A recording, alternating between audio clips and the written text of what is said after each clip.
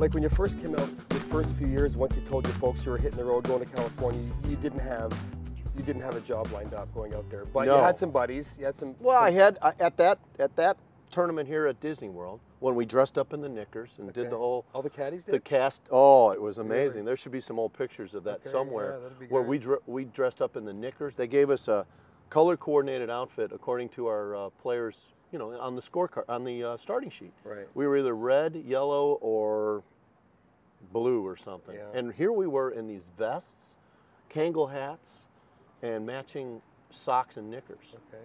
And we had to go like dressed like the cast did. Okay, it was sure. pretty neat. You know, Yeah. it was really a neat thing. The old pictures bear it out. Anybody balk?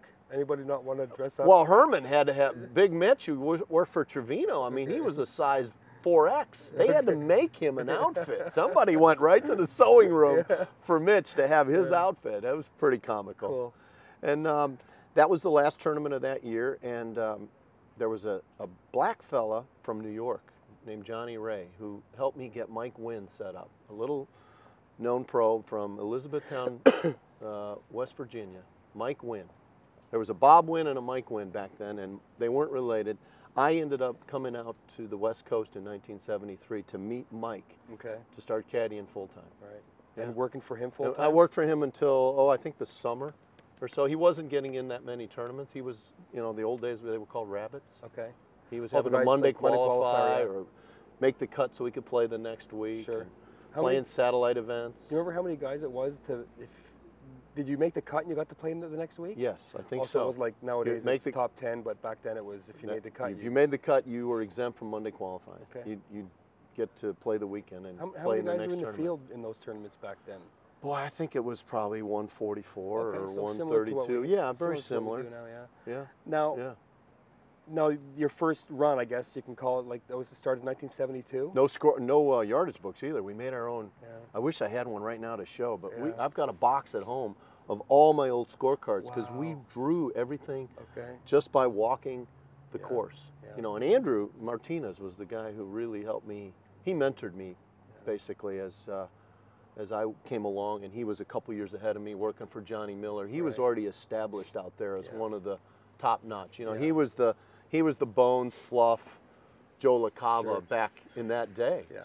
And there were very few of us white boys Yeah. back then. It was Yeah. all the black caddies from Augusta and Jackson, Mississippi. You know, you think of golf ball, you think of Mitch and Yeah. all the, you know, the Yeah. legends Yeah. on our side of the bag. Yeah, kind of pre my era, you know. Very pre. I saw a but few of the guys you at did the start on- of my career. You know, there was a few Yeah. guys, but as you know, time has gone on, it's You changed, read know. about them, you see them in old Yeah. old footage, Sure. sitting on the bag, having a cigarette. Yeah. yeah.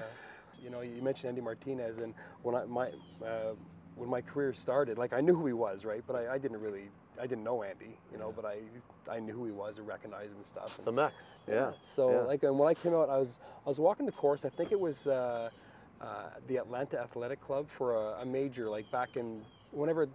Where they just had the when PGA David Toms championship. won? David Maybe Toms when won, David Toms won the So that was PGA. relatively early in Yeah. my career, my second year or something. And I was Okay. walking the course, and I come to the same green as Andy Martinez, and I said, "Wow, this is Andy Martinez." You hadn't met him before, right? Hadn't met him before, and you know, and I was getting a couple of numbers, and he says, "You know, what do you got there? What do you?" And we were comparing notes, and we ended up walking the last 4 or 5 holes together.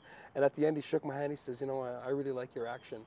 And like Yeah, he nice. walked away like that. I was on top of the world. It felt so good. to See, get you're a- still out here Yeah, from and, just that yeah. little bit of Well, it's funny, encouragement. like huh? it's, you know, it's things, experiences like that inspire. That inspired me. You know, that inspire other guys. It's certain experiences that we have. You know. Exactly. How many times have we heard stories like that about Bruce Edwards when Yeah. he was alive and kicking and working Yeah. for Watson, and Yeah.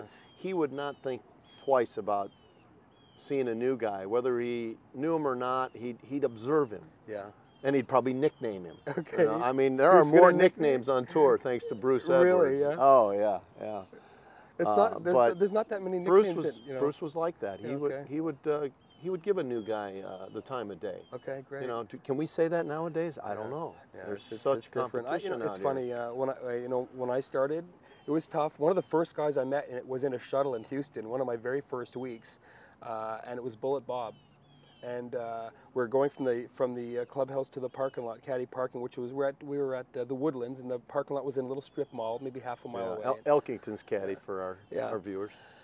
And Yeah. he's in the front seat. I'm in the bench seat, and behind him I said, like, hey, who do you caddy for? Guy didn't say a word to me. Didn't And say a then word. I was like, excuse me, who do you caddy for? Who the f do you think you're talking to? He like read me the riot act. Whoa, You know? Bob. He was, yeah, he got, you don't have I no think business. he might have gotten singed by elk that day and You have decided no right to take it out on you. Who are you to ask me who I caddy for? Oh my gosh. You know, but Maybe as he was well. in a lot that week. It Yeah, was I don't- between the maybe. times he was Maybe. with elk. And we get along now, you know, everything's okay, but I had to like, Do you remind had him to of pay that? my dues. No, I've never repeated that story to him, you know.